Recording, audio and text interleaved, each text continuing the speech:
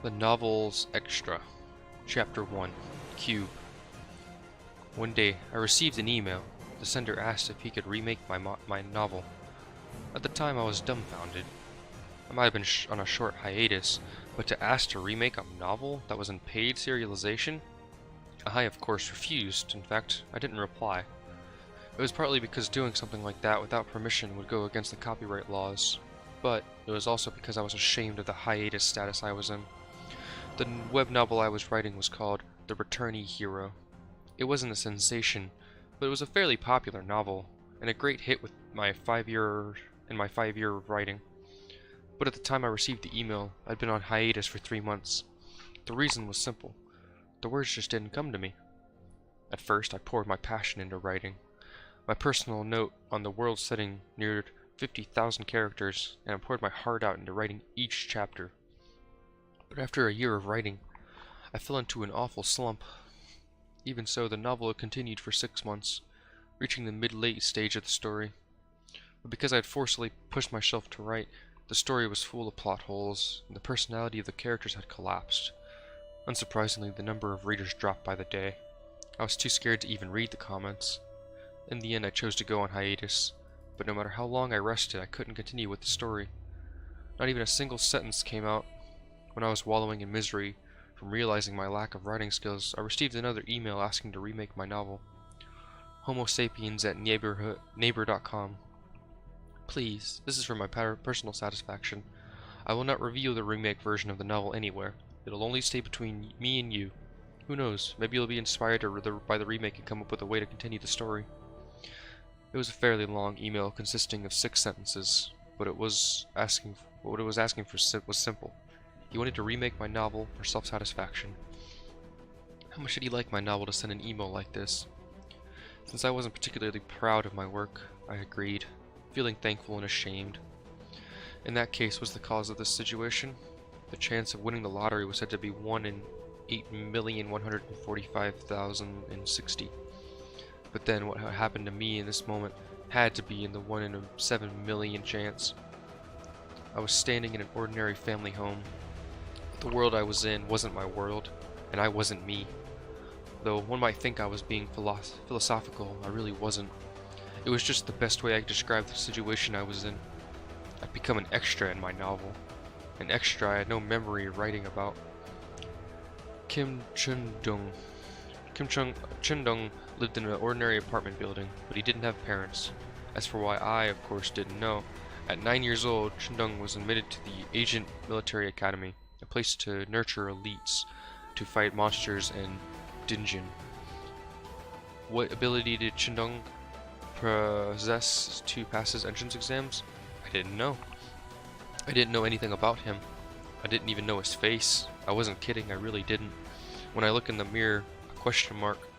That's what I saw. An oval with a question mark. This crazy body possession or transmigration was completely unreasonable. I had gone to bed just like any other day, and when I woke up, I found myself on the last day of the semester at Agent Military Academy. At first, I had 2 suspicions. First was that I was being pranked. But that idea was shot down in just 5 seconds. I couldn't even be bothered to explain why. Second was that I was dreaming. But I naturally came to dismiss the idea, as everyone knew the thought of being in a dream never occurred to dreaming people. And more importantly, no dream continued for 2 weeks with such a clear sense of reality. As a result, I spent the past 2 weeks pondering whether the world inside the novel should be treated as the reality I was in. Ding dong. Ta-da-da-da-da-da.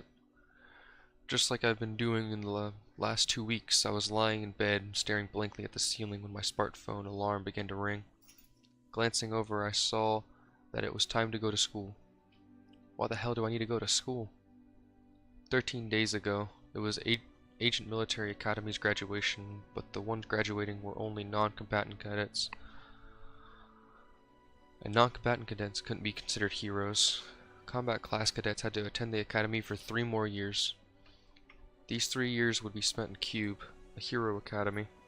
Unfortunately, this damn Chun-dong guy was a combat type of cadet. Again, I had no clue who he was. How frustrating. I had barely done anything for 2 weeks. I spent most of my time on the internet, ate food when I got hungry, went back online to search for a way out, laughed at the surprisingly funny variety shows airing on TV, ate food when I got hungry. Anyway, the only noteworthy event was going to Seoul 2 days ago for a 3-hour-long Cube entrance ceremony. I didn't want to go, but I had no choice, since I was told I would be expelled if I didn't attend. I do think I need to go, but I couldn't figure out who dropped me here, or for what reason, with what power, but after living idly for 2 weeks I reluctantly came to accept my fate. It seemed I would live this way for a long time. In that case, I needed to at least make a living for myself. In my novel, being a hero was anyone's dream job, though things became serious midway through because of the villains. The hiatus was not long afterwards. I just had to survive until then. When the time came, I was sure I'd figure something out. 7:33 a.m. There were only 57 minutes until school. I got up and trudged to the bathroom. Standing in front of the mirror, Mr. Question Mark greeted me. Screw this question mark. Is it ever going to go away? Without joking, my face was a question mark. I didn't know why. It wasn't because I didn't describe my face. If that was the case, it didn't make sense for the other billions of people to have their own faces. So why did only Chundung's face have a question mark? I don't get it. Murmuring begrudgingly, I washed my face. I could feel my skin. I had hair too. That made things all the more creepy. After cleaning up a bit, I changed into Cube's uniform, which I had got at the entrance ceremony. Other than that, I had no baggage. People who saw me in this uniform would undoubtedly send looks of envy, but I didn't know what I was doing. My face was a freaking question mark. How was I supposed to figure anything out? Turning the doorknob, I glanced back. My home for the past 2 weeks, the apartment room, I'd barely found thanks to the address written in my cadet card.